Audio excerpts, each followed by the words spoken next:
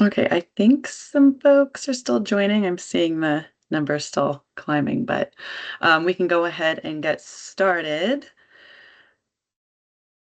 So, yes, hi everybody. Welcome. Today we're reviewing the Mattress Recycling Council's funding opportunity for pilot studies focused on reducing illegal mattress dumping in California. This webinar is really just designed to walk you through the purpose of the program, examples of eligible projects, and really what's required for a successful proposal. And if you do have any questions, you can just throw them in the chat or the Q&A, and I'll get to them at the end.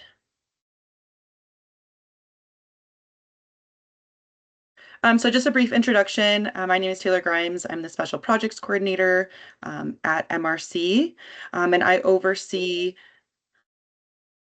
sorry about that, a lot of the illegal dumping projects, and the other half of my job is managing the annual report we submit to the state. And I think I recognize some names here today, so I think I've met some of you before. So the project goals, this pilot program really just aims to identify and support strategies that reduce the illegal dumping of mattresses and box springs. The focus is on solutions that are practical, scalable, and community-based. You can see here the list of bullets. These are really just kind of the main areas of focus, which would be public education and awareness, strengthening enforcement, expanding access to collection opportunities, or remediating and beautifying illegal dumping sites. And projects can include, one, multiple, We are looking for projects that both improve local environments and provide insights that can inform broader, longer-term policies for mattress recycling and disposal. I won't read these word for word, but there is a lot more detail within the RFP itself. And if you guys didn't get a chance to look at it, I will share it in the chat at the end. And I will also go through some previous examples of projects as well. So as stated, eligible projects examples include education and outreach, eradication and beautification. The education and outreach projects focus on helping residents understand where and how to properly recycle mattresses. This could include social media campaigns, community workshops, school programs, or partnerships with other agencies within the communities like nonprofits to extend messaging. The goal is really to change behavior by making recycling options clear, accessible, and more visible to the public. The eradication and beautification projects would really just tackle the visual and environmental impact, deter illegal dumping by revitalizing and enhancing public spaces. It could include landscaping, murals, lighting improvements, or just cleaning up hotspots throughout the area of focus. The intent just to make these sites more welcoming and less likely to attract future dumping.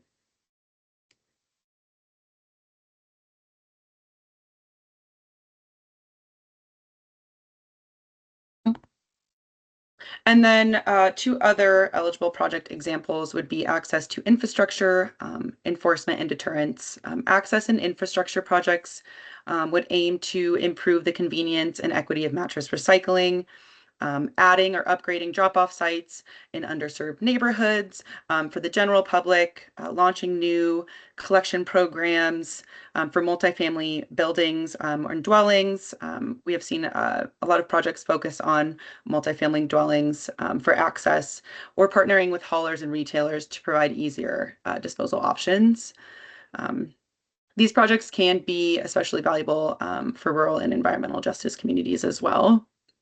And then enforcement and deterrence would really just focus on preventing dumping through monitoring and accountability, installing surveillance, cameras, lighting, fencing, or signage, and higher dumping areas.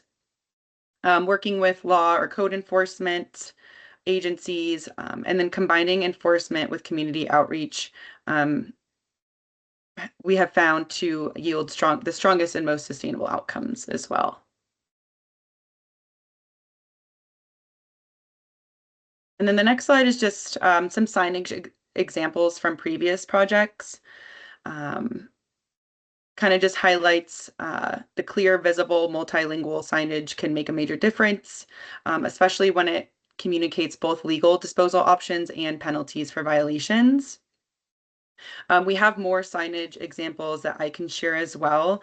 My contact information will be at the end, and you can contact me directly for, with additional questions, or if you want to see the case studies we released. But we have found that consistency across neighborhoods and alignment with local ordinances has strengthened credibility and enforcement throughout the cities and projects as well. So I'll just go kind of high overview of our previous projects. In 2021, we worked with the City of Palmdale, City of San Jose, and City of Berkeley. City of Palmdale's focused on a behavior change strategy and campaign for multifamily housing. And they also partnered with a consultant to launch that outreach campaign. The City of San Jose launched a multilingual outreach campaign and also implemented surveillance at multifamily dwelling hotspot locations. And the City of Berkeley piloted a curbside collection program for multifamily dwellings, and also that was also coupled with an education and outreach campaign as well.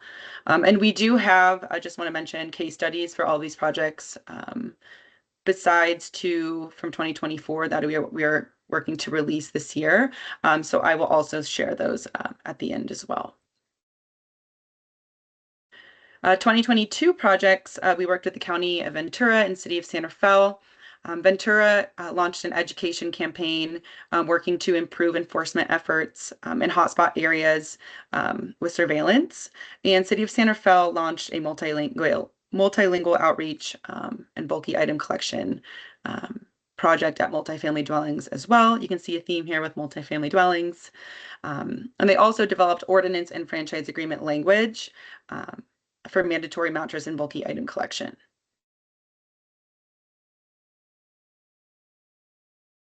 And then our most recent projects were with the City of Modesto, Daly City, and San Benito County. The City of Modesto launched more of like a comprehensive illegal dumping prevention campaign.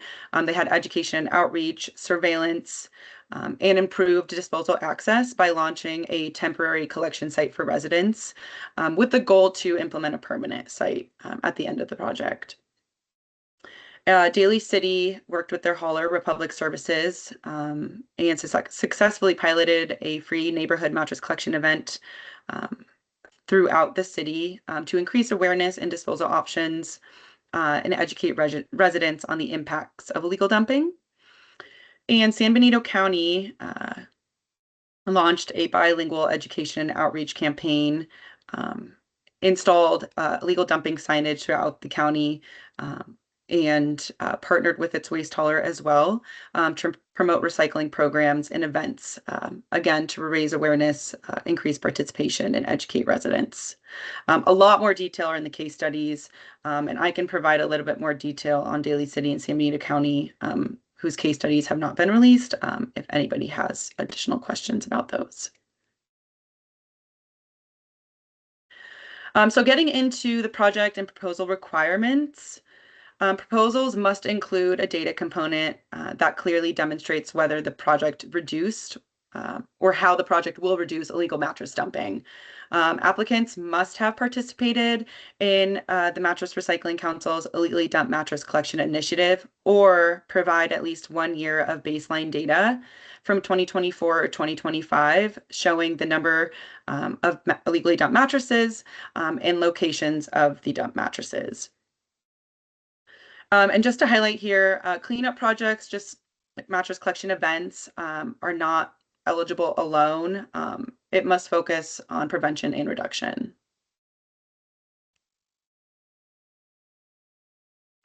And so to the baseline data, it should be clearly summarized and quantifiable. You can include that with the project application.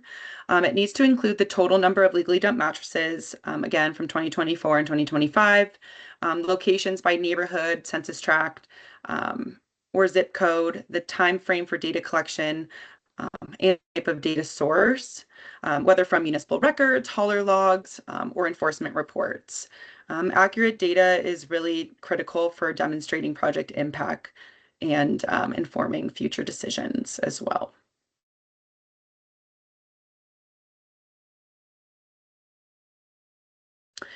And then this is just high-level proposal application form. There's more detail in the RFP, but we want the respondent qualifications and experience with illegal dumping mitigation, the project's description and strategy to prevent illegal dumping, staff and or consultant qualification. As I mentioned before, there have been previous projects that have worked with third-party consultants. We want the project impact and projected number of illegally dumped mattresses to be prevented. The historical baseline data, please provide that as an attachment.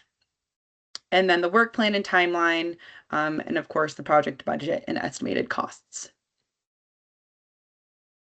And the total funding amount is in the RFP, but it is $64,000 for 2026.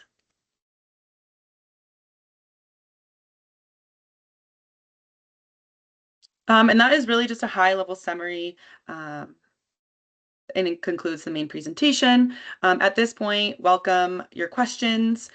You can ask about eligibility, reporting requirements, or overall project design.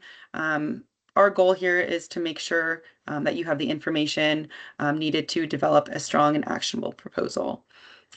So at that, I will open up the floor to questions. And here's my email. You can always contact me directly. But the deadline for submitting completed applications is November 21st at 5 p.m. So with that, I have a question. Kristen, I was yes, wondering, could you show the slide again with the baseline requirements for all of the mattress data to start? yes, I will. Right here. This one? Yes, thank you. Awesome.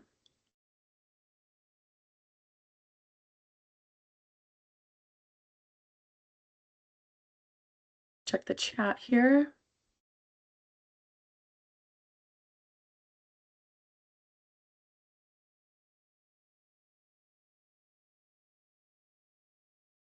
I have not seen any questions come in, so don't be shy. Oh, I have more questions.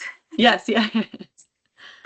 So for when we apply for the grant and we have our baseline data, we're just submitting it as like an Excel spreadsheet, or how would you like us to give that Excel particular would be information? preferred because I can use that, to analyze the data, summarize, it's a lot easier than just a PDF where I'm manually counting. So that would be preferred. But whatever you have, um, whether it is just a PDF from a hauler log, a record, um, I think a lot of cities are using, the 311 apps. Um, yeah, we accept a variety of different formats. Okay.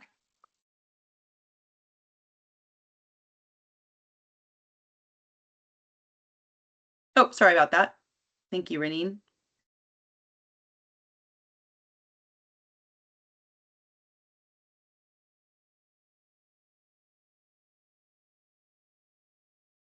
And I'm going to share the RFP in the chat right now.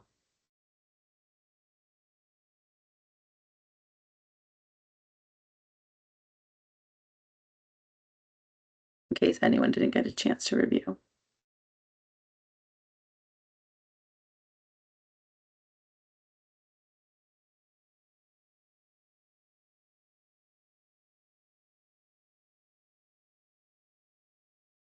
Oh,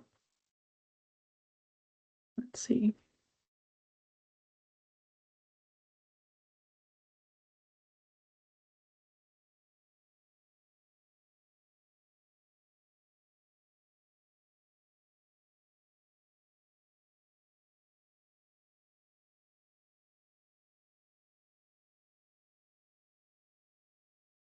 Okay, this link should work. This will lead you to um, the RFP, the application, um, and the case studies that I mentioned in the PowerPoint.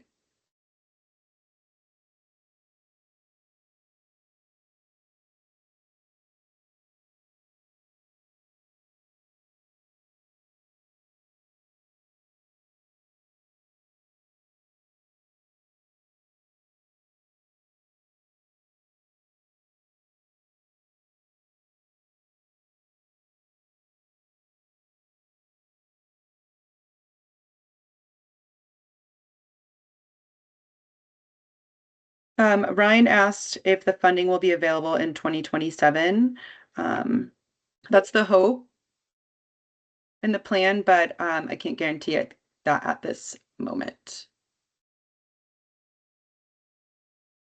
Typical award amounts have ranged from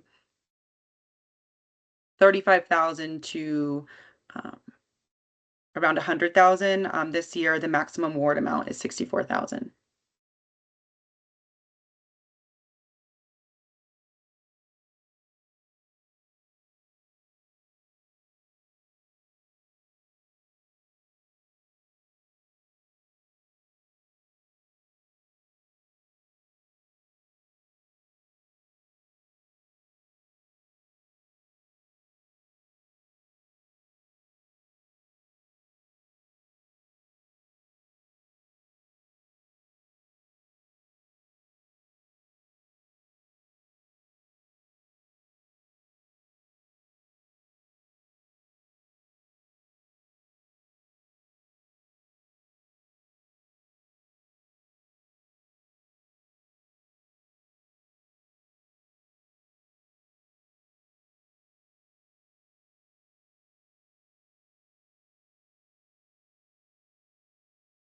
And yes, the deadline is November 14th.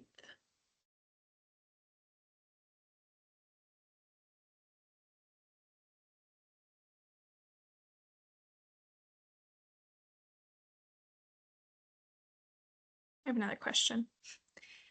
For the data requirement, is there like a minimum number of mattresses you would like to see?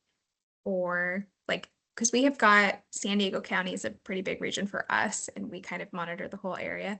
Like, should we just immediately cut out places that have less than 10 reported, or kind of what's your thoughts on that? I think submit all of the data that you have wherever you're collecting. Okay, It's helpful to see it more on like a regional level as well. okay. Mhm.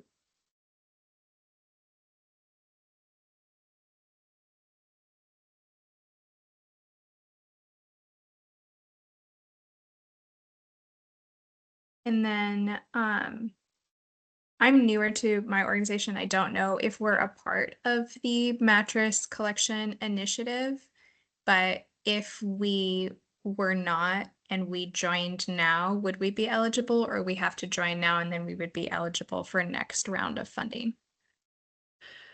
So so you can join right now, and you can retroactively submit your data as long as you have that supporting documentation um, for that, with that backlog of data to upload. So yes, you could join now, but you don't need to. You could just submit your data with the application for funding as well. Gotcha. But it is a program we offer. We reimburse up to $20 per unit per mattress reported in urban area, or up to $15 in urban areas and $20 in rural areas. And if you want to email me about that specific program and the reporting requirements and registration process, just yeah, shoot me an email and we can go through it. Thank you. But just want to reiterate, participating in the IDMCI is not a requirement to submit a proposal for this funding, but it is just a supplemental program we have for reporting data. It's kind of like if you're reporting to that throughout the calendar year, then you wouldn't have to also send an Excel spreadsheet.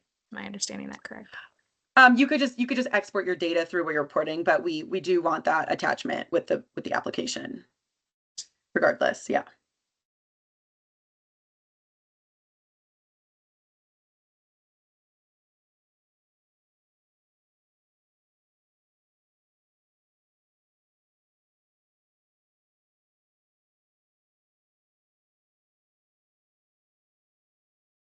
I'm not seeing any other questions come in.